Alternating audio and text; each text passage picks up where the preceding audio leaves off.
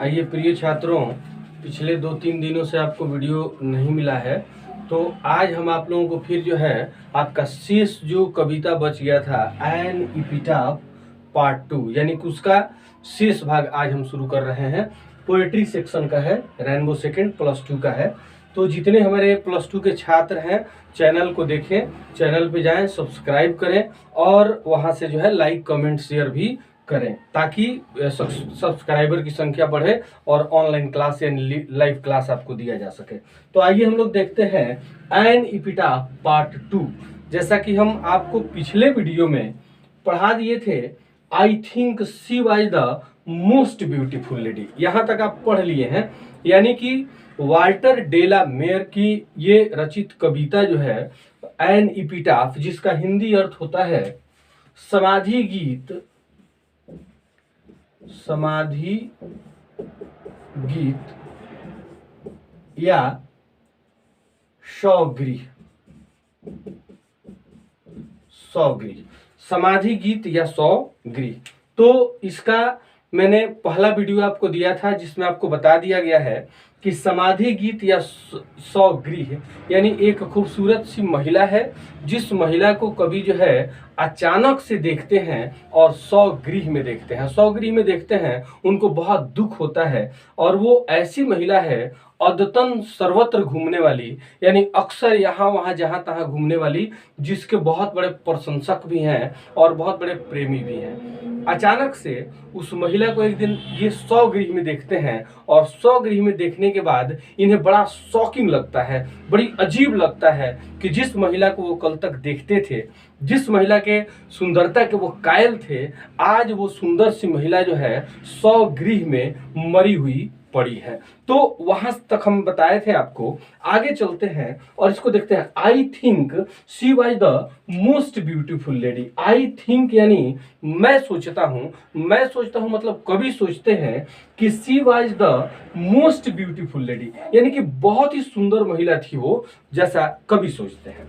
अब इससे आगे चलते हैं। कवि कहते हैं that ever was in the west country, यानी पश्चिमी देशों में, अगर पूरे पश्चिमी देशों की हम बात करते हैं तो that ever was in the west country, यानी पश्चिमी देशों में इतनी सुंदर महिला उन्होंने जीवन में नहीं देखी है। वही बात कहते हैं कि that ever was in the west country, यानी कि शायद पश्चिमी देशों में सबसे सुंदर महिला है जो अभी मैंने हमारे बीच नहीं है। कभी उसको सौगृह में मरा हुआ पाते हैं। तो कभी कहते हैं कि वो महिला इतनी सुंदर थी या इतनी सुंदर उसको मानते हैं कि कहते हैं कि पश्चिमी देशों में या जितने भी पश्चिमी देश हैं वो कहीं भी इस तरह की सुंदरता उन्होंने नहीं देखी है। यानी जीवन में पहली बार उस महिला को उन्होंने देखा है और आज वो महिला इस दुनिया में नहीं है। तो चलिए बाबू आगे चलते हैं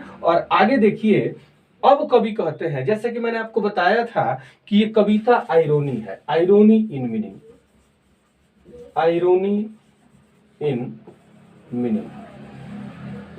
मैंने ये कहा था कि आयरोनी इन मीनिंग का मतलब होता है इसके दो भाव होते हैं, एक जैसा कविता लिखा जाता है और एक जिसके लिए लिखा जाता है। तो यहाँ कवि ने बताने का भरसक प्रयास किया है कि वो महिला सुंदर तो थी लेकिन उसके काम के बारे में यहाँ कोई जिक्र नहीं किया गया है। तो आइए हम देखते हैं आगे कवि क्या कहते हैं।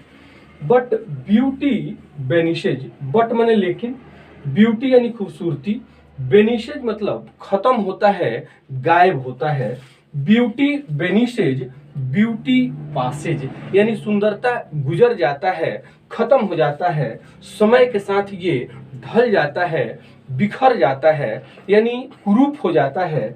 तो कहते हैं कभी कि बट ब्यूटी बेनिशेज, वो महिला चाहे जितनी भी सुंदर थी लेकिन आज उसकी सुंदरता खत्म है और ब्यूटी पासेज यानी सुंदरता गायब हो चुकी है।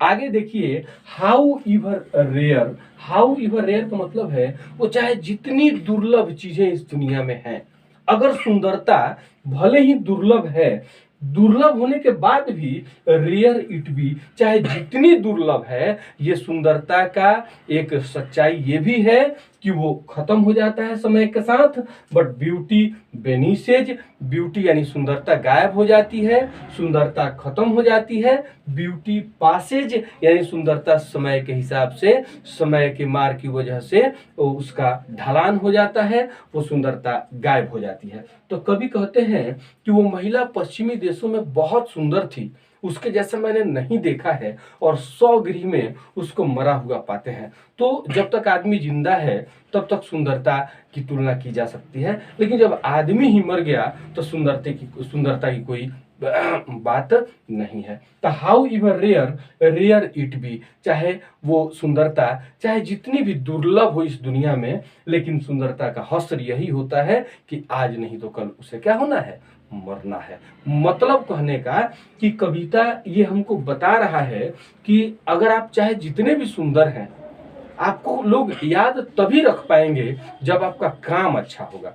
तो बाबू छात्र, हमारे जितने भी हमारे प्रिय छात्र हैं, इस बात पे ध्यान देंगे कि इन सब कविताओं से पढ़ के हमें सीखना है, जीवन में इन चीज़ों को उतारना है। इसलिए कि ये कविता और ये कवि साहब हमें ये बताने का प्रयास कर रहे हैं कि हमारी बाहरी सुंदरता जो है वो क्षणिक है, वो ज़्यादा समय के लिए नहीं है, वो समय के हिसाब से खत्म हो जाती है, लेकिन इंसान की आंतरिक सुंदरता यानी इंसान का काम जो है इस दुनिया में याद रखा जाता है, इंसान की मेहनत जो है इस दुनिया में याद रखा जाता है। तो इस कविता को यहाँ देखेंगे, आगे चलते हैं और कविता की अगली पंक्ति पे ध्यान देते हैं। तो आइए छात्र आगे देखते हैं, अगला लाइन देखते हैं। जैसे आप सोच रहे होंगे कि ये जो कविता है एन एपिटाफ जिसको आप पढ़ रहे हैं, तो इस कविता से हमको कंक्लूजन देखना होता है, इसको सीखने की जरूरत है, इससे हमको क्या शिक्षा मिलती है, इन सब चीज़ों पे आप लोगों को खासा ध्यान देना है। तो आइए अगली पंक्ति की तरफ, आइए अगला लाइन देखते हैं।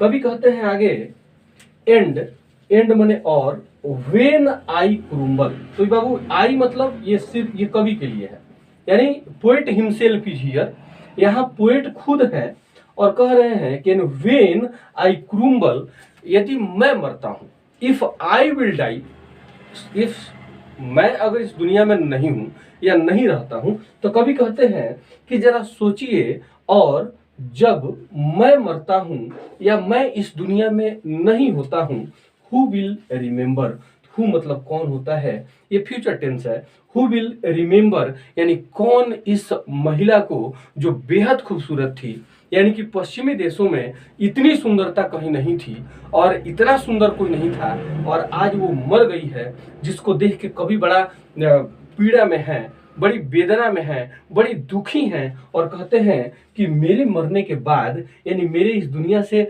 जाने के बाद हु विल रिमेंबर, तब कौन इस महिला को याद करेगा। बाबू इस बात को थोड़ा सोचिए कि एक तरफ कवि बताते हैं कि वो महिला इतनी सुंदर है कि शायद इस पश्चिमी देशों में उतनी सुंदर कोई महिला नहीं होगी, लेकिन आज आप देखिए फिर कवि कहते हैं अगले लाइन में कि अगर मैं मर गया तो फिर इस महिला को याद कौन करेगा। देखिए लास्ट में, दिस लेडी यानी वही औरत जो बाबू अभी मरी पड़ी है, कहाँ, 100 गृह में, this lady of the west country, यानी इस पश्चिमी देशों में, इन पश्चिमी देशों में जितनी सुंदर महिला कभी जिसको मानते हैं या उस महिला को मानते हैं, आज वो 100 गृह में मरी हुई पड़ी है। तो कवि कहते हैं कि आखिर मेरे मरने के बाद जरा सोचिए कि हु विल रिमेंबर, कौन याद करेगा उस महिला को, this lady of the west country,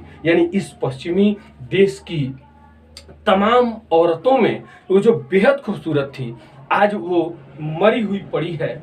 आज कवि कहते हैं कि उसको अब कौन याद करेगा यदि मैं इस दुनिया में नहीं रहूं तो अब बाबू यहाँ कविता आपकी जो है वो खत्म होती है। आपसे ये बात पूछी जा सकती है कि आप इस कविता को पढ़े हैं, 100 गृह यानी एन एपिटाफ को पढ़े हैं, समाधि गीत को पढ़े हैं, आपने उस महिला के बारे में सुना है जो वाल्टर डेलामेयर आपको बताने का प्रयास कर रहे हैं। आपसे ये पूछा जा सकता है कि what's the conclusion of the poem, यानी इस कविता का आपका निष्कर्ष क्या है या इस कविता से आप क्या सीखते हैं। तो फिर हम वहीं आते हैं जहां आपको शुरू में मैंने बताई थी मैंने क्या बताई थी कि आयरोनी इन मीनिंग, ये कविता जो है आयरोनी इन मीनिंग है। The two layer of meanings are here, यानी कि इस कविता के दो भाव हैं। एक भाव तो वो है जो कविता लिखा गया है शब्दों के हिसाब से, और दूसरा भाव ये है कि एक तरफ कवि कहते हैं कि वो महिला बहुत सुंदर है, इतनी सुंदर है कि शायद पश्चिमी देशों में इस तरह की कोई महिला नहीं है। फिर अगले लाइन में कहते हैं कवि कि मेरे मरने के बाद, यानी मैं इस दुनिया में अगर नहीं रहा तो फिर इस महिला को याद कौन करेगा। इसका मतलब है कि उस महिला को सभी नहीं जानते थे, उस महिला को कवि ही जानते थे। वो कवि इसलिए जानते थे कि वो महिला बाहर से सुंदर थी, उसके पास जो थी only external beauties was there, केवल बाहरी सुंदरता थी, but there was no any internal beauty always with the girl, always with the lady.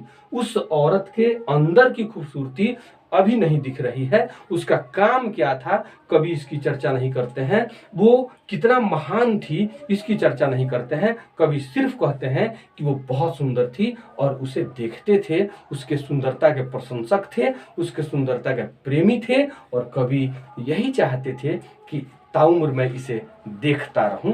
लेकिन वो महिला मर जाती है, शवगृह में उसके शव को देखते हैं, और अंत में जो है कभी ये बताने का प्रयास करते हैं कि सुंदरता अगर बाहरी है तो वो समय के साथ खत्म हो जाती है। अगर आदमी का काम और आदमी का मेहनत हमेशा के लिए इस दुनिया में रुक जाता है। तो आप समझ सकते हैं, beauty never survives here, only your work और the labour survives for long. That's, ये आप लोगों का कविता है, आप इसको पढ़ें, कॉपी पे नोट करें, और प्रिय छात्रों आप इस चैनल पे जाइए, इसको सब्सक्राइब कीजिए। बीच बीच में एक आध दिन थोड़ा सा टेक्निकल पॉइंट ऑफ व्यू के वजह से या टेक्निकल प्रॉब्लम की वजह से आपको वीडियो नहीं मिल पाता है, इसके लिए I am really very sorry. लेकिन आप लोगों को लगातार वीडियो मिलता रहेगा, मैं वादा करता हूँ आपसे। और इस चैनल को सब्सक्राइब करें और ज़्यादा से ज़्यादा इसको शेयर करें, कमेंट करें। That's all for today and see you again tomorrow at the same time.